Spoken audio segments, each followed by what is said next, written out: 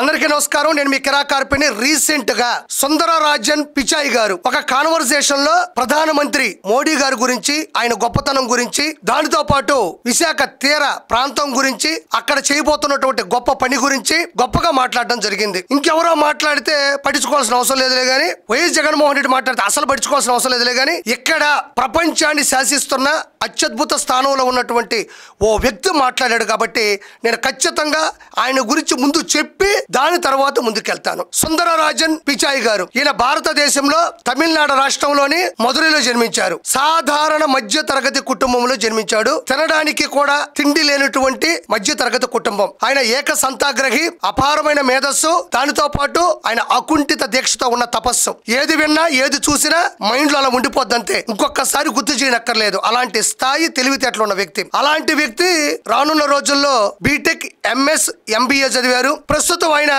Alphabet ఇంక్ అనుసంధాన సంస్థ Google తో ఆయన సీఈఓగా పనిచేస్తున్నారు. గూగుల్ అంటే Google drive, Google tool bar, Google drive, అదే విధంగా ఆండ్రాయిడ్, వీటన్నిటికి కూడా ఆయన సీఈఓగా పనిచేస్తున్నారు. చీఫ్ ఎగ్జిక్యూటివ్ ఆఫీసర్ గా పనిచేస్తున్నారు. ఇది అత్యద్భుతమైనటువంటి తెలివితేటలు, అత్యాధునికమైనటువంటి టెక్నాలజీ ముందుకెళ్తున్నాడు.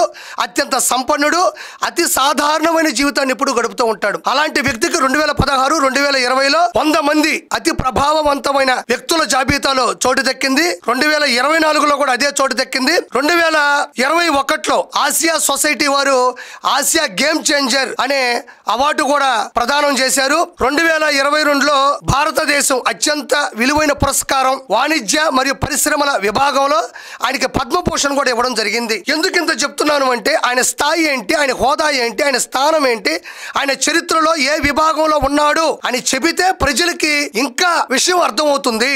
ఈ వైఎస్ఆర్సీపీ వాళ్ళు చిమ్మేటువంటి విషం మధ్యన, దుష్ప్రచారాల మధ్యన, ఆడే అబద్ధాల మధ్యన ఖచ్చితంగా నిజం తెలియాలి. కాబట్టి ఇప్పుడు చెప్పిన ఈ వ్యక్తి ఎంత గొప్ప వ్యక్తి కాదు శక్తి అని చెప్పాలనిపించి ఆయన గురించి కొంచెం డేటా చెప్పడం జరిగింది. అయితే ఈ సుందరరాజన్ పిచాయ్ గారు నేను ఒక కాన్వర్సేషన్ లో భారతదేశం మొత్తం చూస్తుండగా మాట్లాడినటువంటి మాటలు ఎంత సంచలనమైనాయి అనేది ఒక్కసారి వినిపిస్తాను.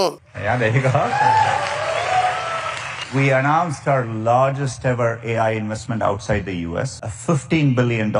ఇక్కడ సుందరరాజన్ పిచాయ్ గారు మాట్లాడుతూ కాన్వర్సేషన్ లో ఎదుటి వ్యక్తితో, ఆయన కూడా వ్యక్తి కాదు, అసాధారణ వ్యక్తి. అయితే ఇక్కడ చెప్తున్నారు, నేను విశాఖ తీర ప్రాంతంలో పెట్టబోయే యుఎస్ తర్వాత వెలుపల పెడుతున్నటువంటి ఏఐ గూగుల్ డేటా సెంటర్ గురించి చెప్పగానే ఆయన చాలా ఆనందంగా ఫీల్ అయ్యారు. చాలా మంచి ఐడియాని ప్రోత్సహించారు. దానితో పాటు ఆయన ప్రపంచంలోనే అత్యంత ప్రధానమైనటువంటి ప్రధాని, ప్రజల అభివృద్ధి కోసం పోరాటం చేసే వ్యక్తి, ఆకాంక్షించే వ్యక్తి.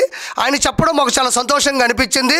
ఈ విశాఖ తీర ప్రాంతంలో $15 బిలియన్ పెట్టుబడులు పెడుతున్నాం. 1 gigawatt plus data centre, 80% clean energy, సముద్ర తలం అంటే సముద్రం లోపల నుంచి కూడా మేము కేబుల్స్ పంపిస్తాము. దీని వలన విశాఖపట్నం, బ్యూటిఫుల్ విశాఖపట్నం చాలా అభివృద్ధి చెందుతుంది. చాలా మందికి ఉద్యోగాలు వస్తాయి. ఇదంతా చేయడం మాకు చాలా సంతోషంగా ఉంది. వీటన్నిటికీ కారణమైనటువంటి ప్రధానమంత్రి నరేంద్ర మోడీ గారు ఆకాంక్షించడం, ప్రజల కోసం ఆయన తీసుకునేటువంటి ఆలోచనలు కూడా చాలా గొప్పగా ఉంటాయి. కాబట్టి చాలా సంతోషంగా ఉందని ఆయన సగర్వంగా చెబుతున్నటువంటి మాటలు. ఇలాంటి Google data centre, Google CEO అయినటువంటి సుందరరాజన్ పిచాయ్ గారు డైరెక్ట్ గా ప్రధానమంత్రి మోడీ గారి గురించి, ఆయన చేస్తున్న పని గురించి, రాబోతున్న తరాలకు వచ్చేటువంటి భవిష్యత్తు గురించి, చంద్రబాబు నాయుడు గారికి, లోకేష్ గారికి అనుసంధానం గురించి ఈ గొప్ప మాటలు మనం వినిన తర్వాత కూడా వైఎస్ జగన్మోహన్ రెడ్డి మాటలు మనం ఖచ్చితంగా వినాలంటారా? ఎలాంటి గొప్ప వ్యక్తి, సాధారణ జీవితాన్ని గడుపుతూ ప్రజల మధ్యనే ఉంటూ ప్రజలకి సహకరిస్తూ ఉండేటువంటి వ్యక్తి. ఒక్క యుఎస్ లో తప్ప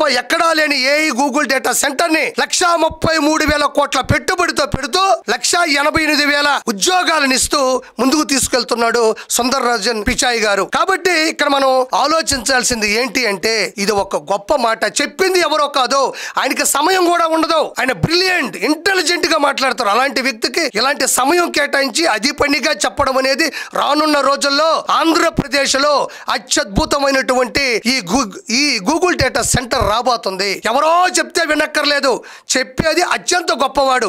ఎలాంటి అవార్డులు తీసుకున్నాడు, ప్రపంచ వ్యాప్తంగా ఉన్న గూగుల్ సంస్థకి సీఈఓ, ఆల్ఫాబెట్ ఇంక్ అనే సంస్థకు కూడా ఆయన సీఈఓగా పనిచేస్తున్నాడు. కాబట్టి అలాంటి ఒక గొప్ప వ్యక్తి చెప్పిన మాటల్ని దయచేసి మన గుండెల్లో ఉంచుకొని భావి తరాలకు, భవిష్యత్తు తరాల కోసం పోరాటం చేస్తున్న నారా చంద్రబాబు నాయుడు గారిని, నారా లోకేష్ గారిని ఖచ్చితంగా మీరు ఆశీర్వదించాలని మనస్ఫూర్తిగా కోరుకుంటున్నాను. నేను మీ కిరా కార్పేని.